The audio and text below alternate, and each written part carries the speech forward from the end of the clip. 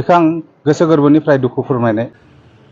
YBY खौ लानानै जे XNDP बिथांमोना क्लेरिफिकेसन होनांदों, थारैनो मा खायफानियाव दायआ जाबसिन जानाय बायदि जादों नामा?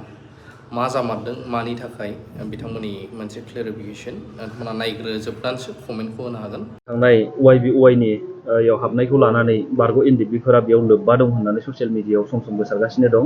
दा बेनि सायाव नोंथांमोनहा बारग' NDP-नि जानानै मा बुंगोन? दा गिबियावनो माने बेखौ दुखु मोननाय होननानै जों फोरमायो, जेरावनाखि बे बाथ्राखौ आं माने मैयासो एसे ससियेल मिडियायाव नुदों जे YBY खौ बारग' NDP-फ्रा लाबोदों, ओमफ्राय बेखौ रायजो राजाफोरनाव फोसावदों, बेनिफ्राय फैसा थिखांदों। आं मैयासो एक्सुवेलि बेखौबो आं माने ससियेल मिडिया एसेबां नुवाखै। थारमाने जोंनि मोनसे WhatsApp ग्रुप दङ, united forum of XNDP Sonitpur district आरो बेनिफ्राय सेन्ट्रेल। बे एप्सआवसो आं नुदों, माबायाव बे WhatsApp ग्रुपआवसो आं नुदों। नुनाया माने आसरित जादों, बे खोथाया बोरै जाखो आं माने बेखौ आसरित जादों आरो। दा बावहाय आङो इउनाइटेड फराम अफ XNDP-नि दानि सोलिबाय थानाय दुलाराय आसामनि सासे लेङाइ गौथुमारि नेहाथारि।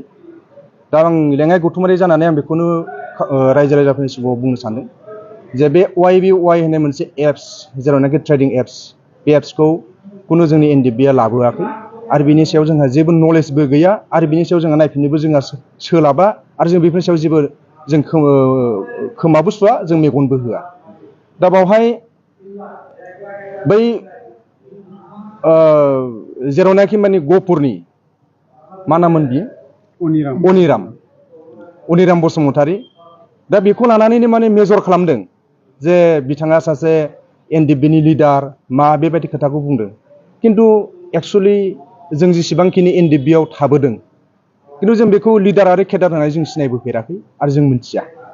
हयथ' बेखौ बियो गहपुर ओनसोलाव जेरावनाखि माने जोंहा सिजफायार दंमोन, बे सिजफायार थानाय समाव हयथ' जोंनि माखासे बे साइडआव थानाय सेंग्राफोरजों हयथ' एसे एनै गिदिंफादों जानो हागौ, खिन्थु बेखौ जों मिथिया। खिन्थु जों आफाद हिसाबै बेखौ जों सिनाया आरो बे सासे NDP-नि मावथि सोद्रोमाबो नङा, जों लोगो मोनबोफेराखै।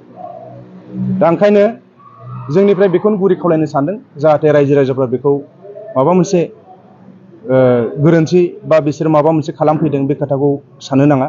जे YBY ट्रेडिंनि खोथा जों मिथिया, बेखौ जों गले गले बुंदों। आरोबाव जों उनाव बेबायदि माखासे ट्रेडिं एप्सफोर फैयोबा जोङो मोनसे माने दा माबासो मोनदों, जोङो मा होननानै बुङो बेखौ, मोनसे प्रेक्टिकेलसो मोनदों जे बेबायदि माखासे ट्रेडिं एप्सफ्रा जुदि जोंनि हारिनि गेजेराव हाबनो नागिरोब्ला जोङो बिनि सायाव एबारनिफ्राय जोङो गोख्रों नोजोरखौ लागोन होननानै जों आफादनि जानाय बेखौ फोसावनाय जाबाय। आं सनितपुर जिल्ला XNDP-नि जानानै गाहाय नेहाथारि हिसाबै बेखौनो खावलायनो नागिरो जे बे YBY-आव जोंनि XNDP-निफ्राय जेबो लोब्बा गैया आरो बे YBY-खौ XNDP-फोरा मालाबो लाबोआखै। बेखौ आं दुखु फोरमायो जे थांनाय समफोराव बे YBY-खौ जोंनि XNDP-फोरा लाबोदों होनना रायजो राजाफोरा मुं सुगासिनो दङ। बेखौ आं गोसो गोरबोनिफ्राय दुखु फोरमायनाय दङ आरो बेखौनो बुङो जे रायजो राजाखौ जाहाथे बेबायदि ट्रेडिं एप्सफोराव साना हसिया बर' रायजो राजाफ्रा जाहाथे दा हाबथो आरो इन फिउचार बेबायदि भुलखौ दा खालामथो। जोंनि बर' हारिया ओरैनो मावना जाग्राखा, बेबायदि हिसाबै जों ओरैनो जोंखौ थगायनो गोरलै राहा लायो। ओंखायनो बेनिफ्राय जोङो बारग'ना थानाया जोंनि थाखाय मोजां आरो आं बेखौनो खावलायहरो दि जोंनि बर' रायजो राजाफ्रा बेनिफ्राय एसे साबधान जानांगौ। आंनिफ्राय XNDP-निफ्राय गाहाय नेहाथारि हिसाबै बेखौनो खावलायहरनाय थाबाय।